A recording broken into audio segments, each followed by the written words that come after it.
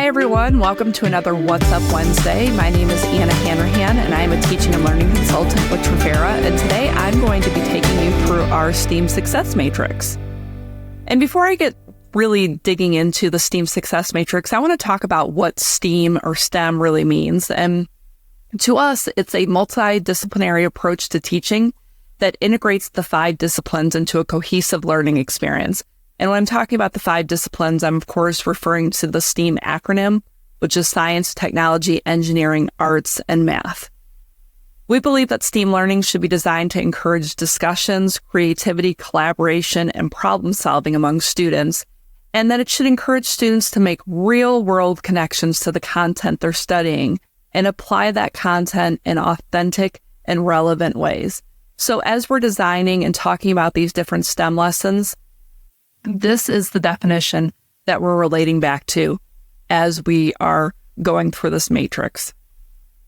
So this was created both for teachers and for administrators. As teachers are creating their own STEM lessons from scratch or wanting to implement a STEM lesson, we want them to really have a good understanding of what makes a STEM lesson, what makes it high quality and why, what are the look-fors.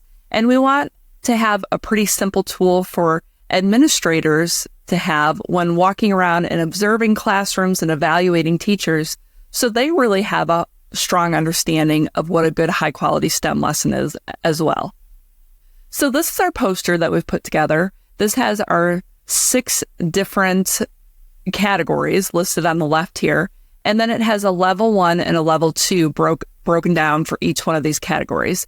Now, I want to make it very clear that level 1 is great. It is an excellent starting place for teachers that are, wanting to incorporate STEM into their lessons. It is definitely not a bad area to be. Level 2 just shows a place where teachers can expand upon the lessons or expand upon the concepts to really take it to the next level.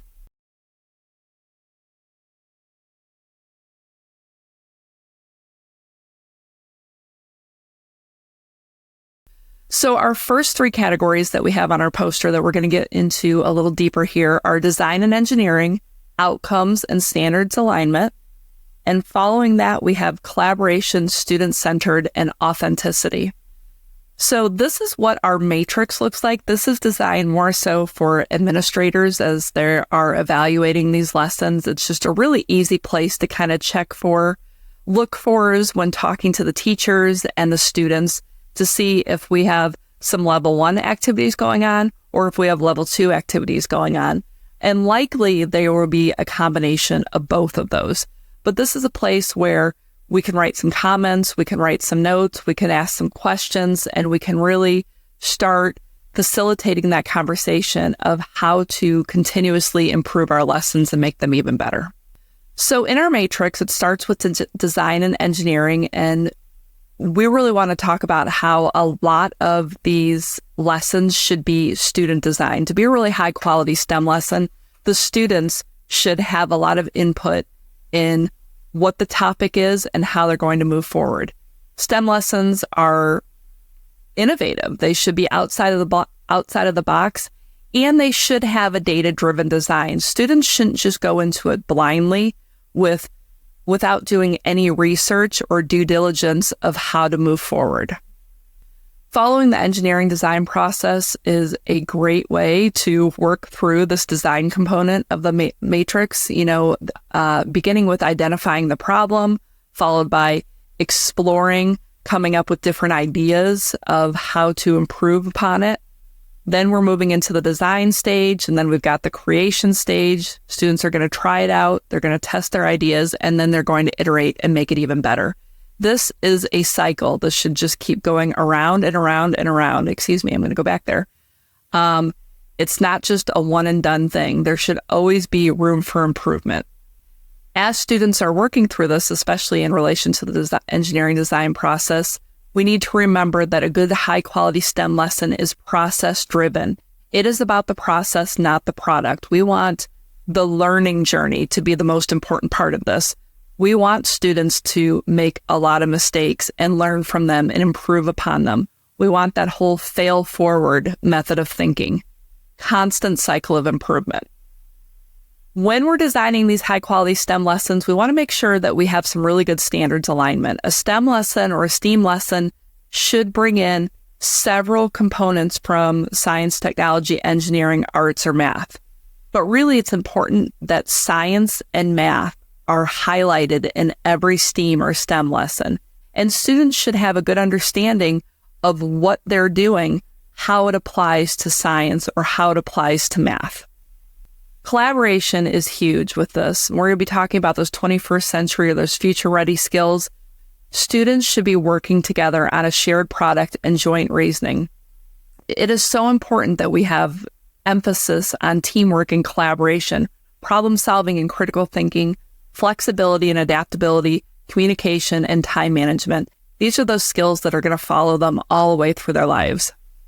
And student-centered. Again, let students have some voice and choice in what the projects are going to be. Let them take some ownership over it. They should be coming up with the questions. They should be coming up with the motivation and the inquiry behind this project. And finally, authenticity.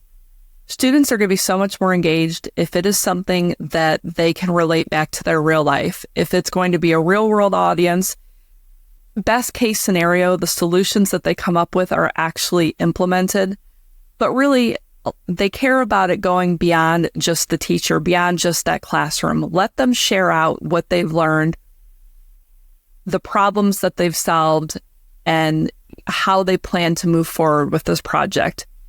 So like I said, we've got the links to this poster and the STEM Success Matrix right here within this presentation. You're welcome to take these, share these with your colleagues. This obviously, there's a whole lot more to discuss within the STEM Success Matrix. We have a whole professional development session about this where we break it down. We have scenarios, lots of questions and answers, and really digging deeper into it. This was just a quick sneak peek taste of what our STEM Success Matrix is all about. So we appreciate you being here today. If you have any questions, please reach out to me. We have just so many resources for educators and would love to talk further with you about the STEM Success Matrix or anything else that we have. Thanks for being here and have a great rest of your week.